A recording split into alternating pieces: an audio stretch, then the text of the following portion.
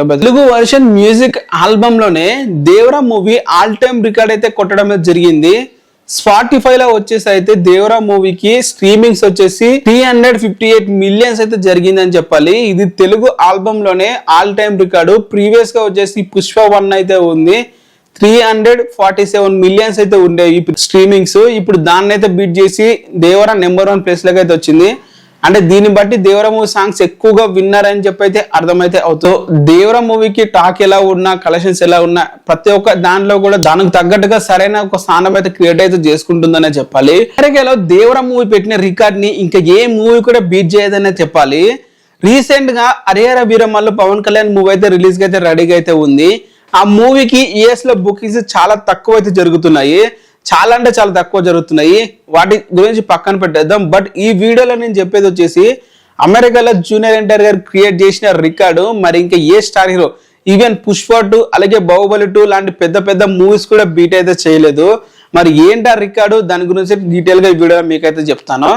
Recent గా release అయిన pan India movies లో మనం చూసుకుంటే అమెరికాలో పర్ థియేటర్ బుకింగ్స్ అనేది అయితే ఉంటుంది. యూజువల్ గా దేవరా మూవీకి వచ్చేసి అమెరికాలో ప్రీమియర్స్ అలాగే డే 1 వచ్చేసి 3.5 మిలియన్స్ జరగడం జరిగింది. అలాగే ప్రీమియర్స్ వచ్చేసి 2.8 మిలియన్స్ అయితే జరిగింది. సో ఇక్కడ వాళ్ళకి మనకి ఇచ్చిన లొకేషన్స్ అలాగే షోస్ బట్టి కూడా ఒక థియేటర్ కి ఎన్ని కలెక్షన్స్ వచ్చాయి, ఒక థియేటర్ కి ఎంత కలెక్షన్ జరిగాయో కూడా కన్సిడర్ అయితే చేస్తారు. ఫర్ ఎగ్జాంపుల్ ఒక 4 షోస్ లా మినిమం కలెక్షన్స్ ప్రతి షోస్ కి 4 lakhs వచ్చి యావరేజ్ గా కలెక్షన్స్ ఉంటాయి. ఇలాంటి యావరేజ్ ఇప్పుడు దేవరా మూవీకి యూఎస్ లో చూసుకుని దాదాపు 2000 షోలు పైగా ఇచ్చారు.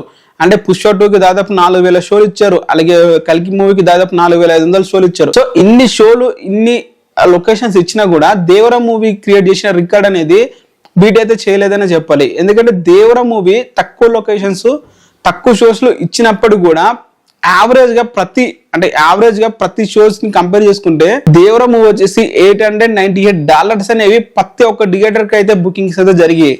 ఇది ఆల్ టైమ్ రికార్డ్ అని చెప్పాలి. ఇప్పటివరకు ఏ మూవీకి కూడా ఇలాంటి రికార్డ్ అయితే క్రియేట్ అయితే చేయలేదు. ఫర్ షో యావరేజ్ అనేవి అయితే ఈ రేంజ్ లా మరి ఇంక ఏ మూవీ కూడా జరగలేదు. మిగతా మూవీస్ కూడా చెప్తాను వినండి. సలార్ వచ్చేసి $745 అయితే జరిగాయి. అండ్ అలాగే కల్కి వచ్చేసి $728 అయితే జరిగాయి. అలాగే వాల్తేర్ వీర వచ్చేసి $725. అలాగే వీరసింహారెడ్డి $704. అండ్ ఆదిపురుష్ వచ్చేసి $641. అండ్ దాకుమారు $602. గుంటూరు కారం $594. అండ్ పుష్ప వచ్చేసి $592 అయితే పెట్టడం జరిగింది. సో ఇక్కడ మీకు చెప్పిన నెంబర్స్ అనేవి ఎక్కువ షోస్ ఉండేసరికి పర్ యావరేజ్ అనేది తగ్గిపోతూ ఉంటుంది.